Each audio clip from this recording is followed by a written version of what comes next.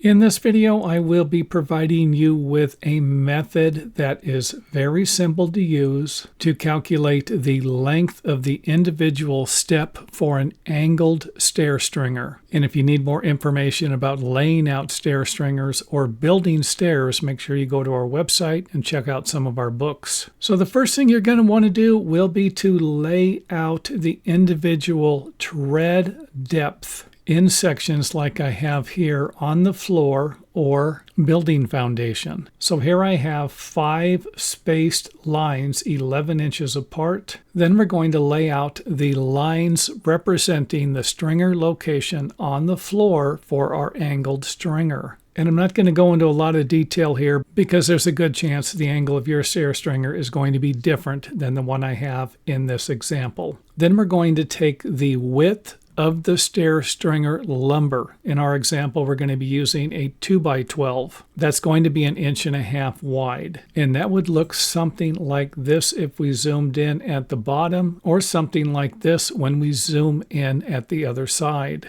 Then we're going to create 2 straight lines. We're going to connect the dots here from this side to this side, and then from this side here to this side here. And you can use one line if you think it's going to work for your project. However, for those of you doing this for the first time, I think it'll be better to use 2 lines to eliminate some of the confusion. Next thing, you can grab a speed square and use it to calculate the angle of the stringer. And this will also be the angle of the risers that you can use to cut the stair stringer. Then all you need to do will be to simply grab your measuring tape and measure the distance. That's it. It's that simple. Then you can transfer that measurement to your framing square and use that to lay out the stair stringers. And I would recommend laying out the stair stringer on the side that you can use the circular saw or whatever saw you're going to be using to make the cut. So hopefully that makes sense and will not be too difficult. And like I said, if you need more information about laying out stair stringers, I do have books at our website that will provide you with all the information you need to lay out a variety of different stair stringers. In this video, we're going to take a look at building a guardrail for a set of winder stairs on the inside. I'm going to do another video later on the outside if I get enough interest in this video.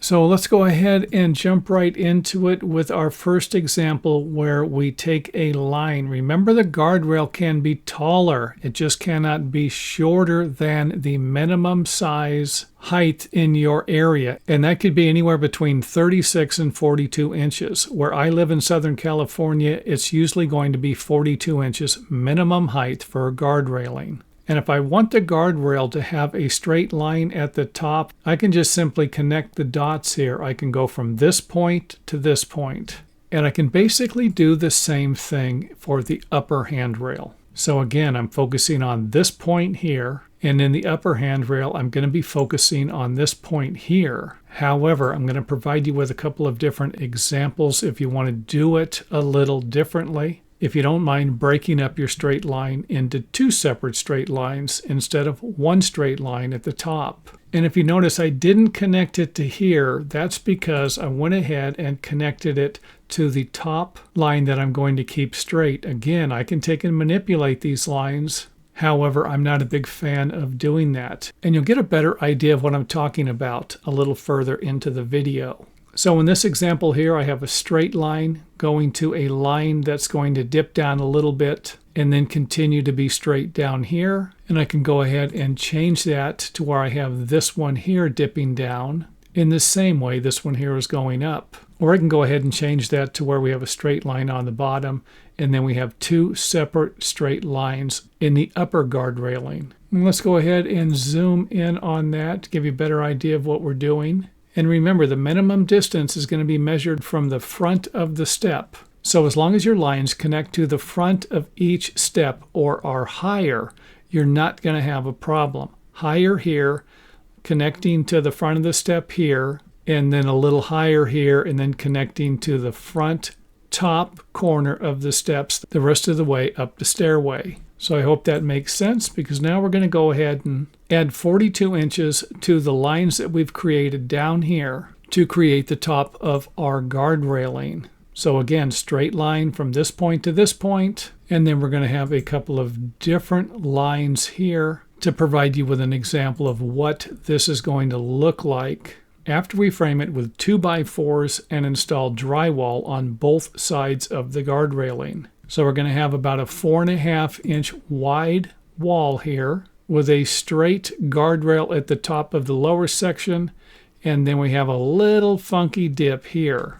And believe it or not, I've never came across a situation like this. The upper guardrails are always straight all the way through, just like this one here. However, I needed to provide you with an example of it in this video so that I could go ahead and change it and make it straight here. And of course, I think this looks a lot better and should provide you with a guardrail that will meet building codes that have a minimum distance of 42 inches from the front of the steps with a vertical measurement up to the top of the guard railing.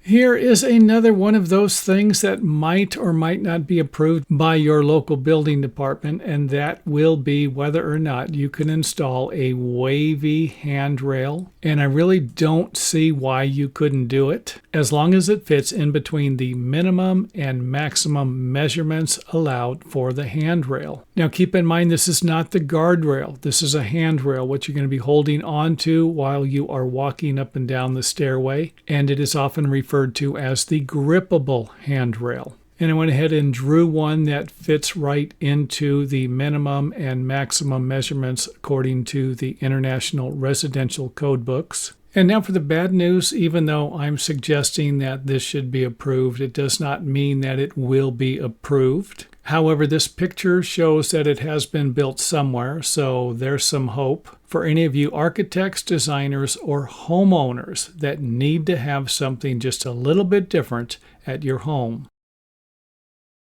Here's another one of those interesting things that I came across while trying to find some ideas for stair building videos. And trust me, I have ran into quite a few doozies that I haven't made videos about yet. So let's go ahead and get started with this one here, where it looks like somebody hacked away at a few pieces of lumber to create something like this. And as you can see, this stairway is going to be difficult to use. You're going to be kind of stretching from one step to the other. And to solve that problem, all we need to do is to reshape the stringers so that we can make the steps a little bit longer. So not too difficult to fix during the layout of the stair stringers. However, something like this does have a 16-inch long tread. And if we wanted to make the step a little bit shorter, we could simply recalculate the length of the step and the height of the riser. So here we went ahead and changed it from 9 steps in this one here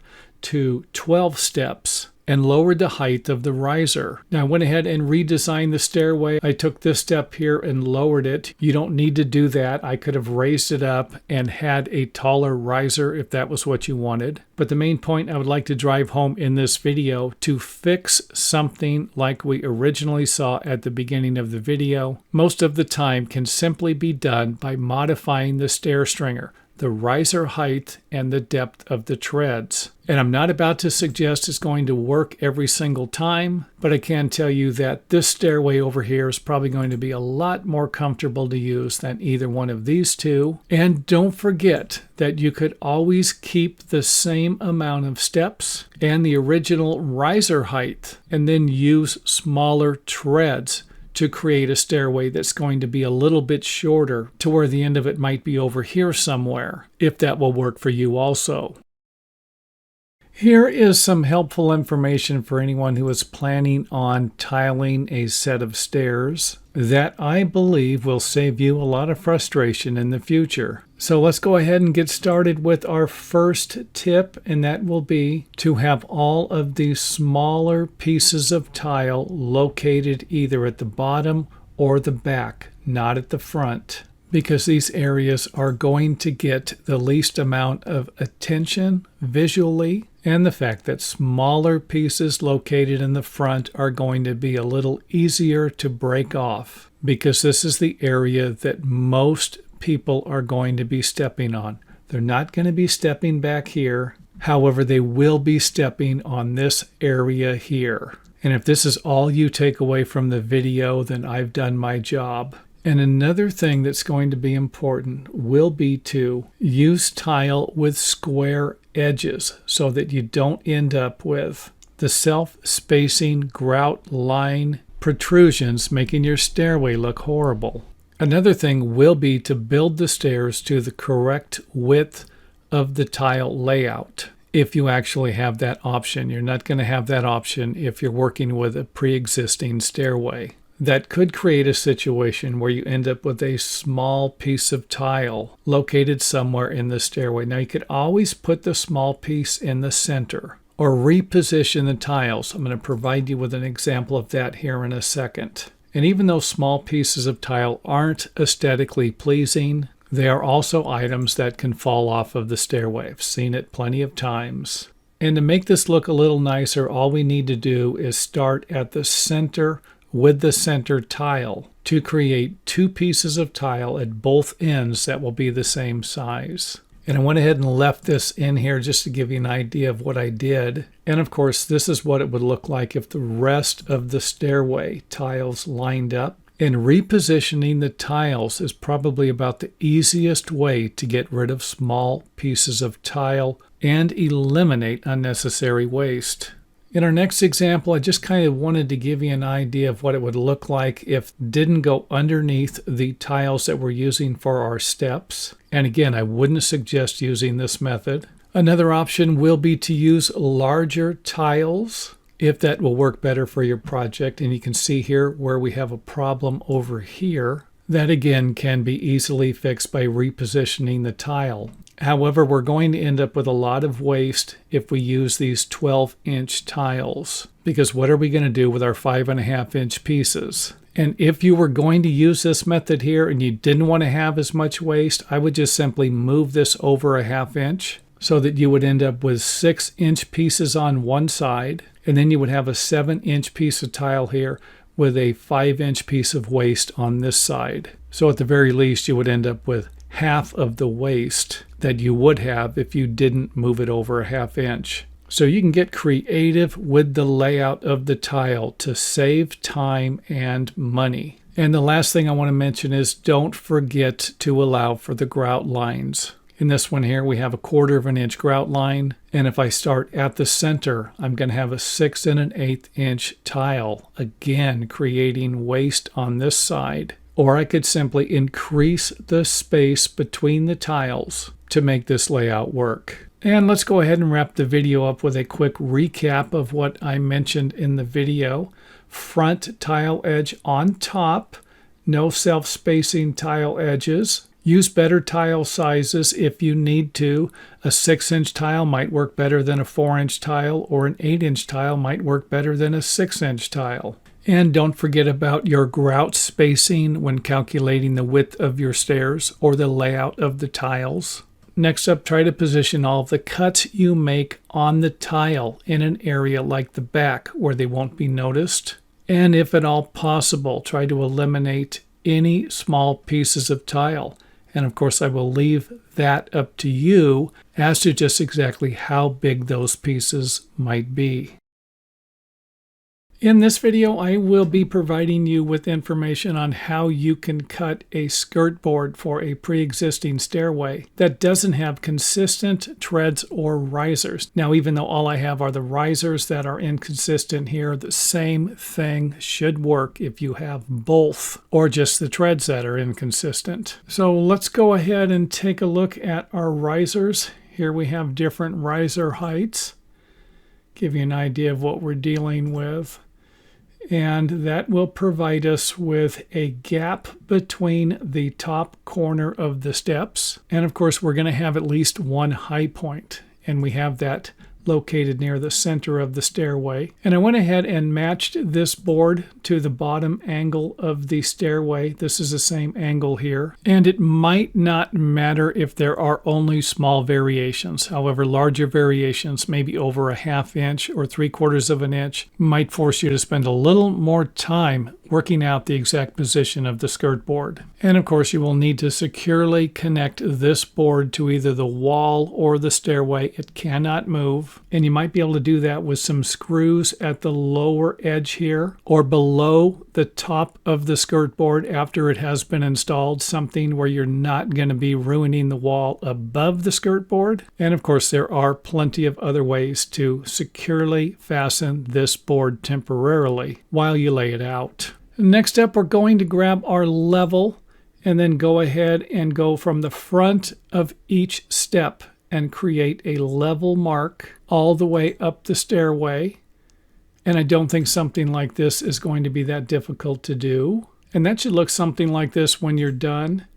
Next thing I want you to do is go to the highest spot, or the spot with the largest gap in between the bottom of your skirt board and the top corner of the lowest step. So again, the largest gap in between here. And in our situation here, it's 7 3/4 inches. And then I'm going to add 1/4 of an inch to that measurement just to provide us with a little insurance. You don't have to do that if you don't want to. Now, you don't need to cut a separate board, but I'm going to, and I'm going to make mine 8 inches tall. And you really don't need this board. You could just simply measure from the top of the step up to here and then go to the back and then draw a line, connect the dots kind of a thing. And then I'm going to reposition the board and then mark the top of it again and then reposition it again and mark the top again, and then do the same to the rest of the steps. So I should end up with something like this. And after I've marked everything, it wouldn't be a bad idea to see if we have any spots like this, because this is going to provide us with a little gap that might not be acceptable to some of you. And if this is the case, all you need to do is raise all of the lines a little bit, and that'll be all of the lines for all of the steps. So you can see here where it's a little different than it is down below. And here it looks like we have a bigger gap, and all you're doing is compensating for the variations in the steps to make your skirt board work. So hopefully that makes sense, because after you've laid everything out, you can go ahead and detach your template or your skirt board so that you can cut it. And then after it has been cut,